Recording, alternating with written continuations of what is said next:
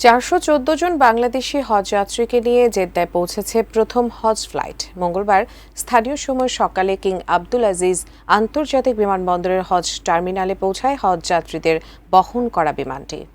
Saudi আরবে নিযুক্ত বাংলাদেশের রাষ্ট্রদূত মোহাম্মদ দেলোয়ার হোসেন বিমানবন্দরে বাংলাদেশি হজ যাত্রীদের ফুল ও উপহার সামগ্রী দিয়ে স্বাগত জানান।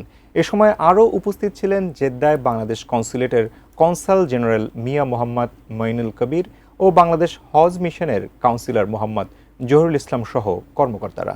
বিমানবন্দরে বাংলাদেশি হজ যাত্রীদের আরও স্বাগত জানান সৌদি সিভিল এভিয়েশনের উপদেষ্টা ইঞ্জিনিয়ার মাজেন জাওহার, হজ ও ওমরা মন্ত্রণালয়ের পরিচালক সালমান আল বেলাবি। বাংলাদেশের রাষ্ট্রদূত আগত হজযাত্রীদের শুভকামনা এবং যে কোনো প্রয়োজনে বাংলাদেশ দূতাবাস, কনসুলেট ও বাংলাদেশ হজ মিশন সবসময় হজযাত্রীদের পাশে রয়েছে বলে জানান।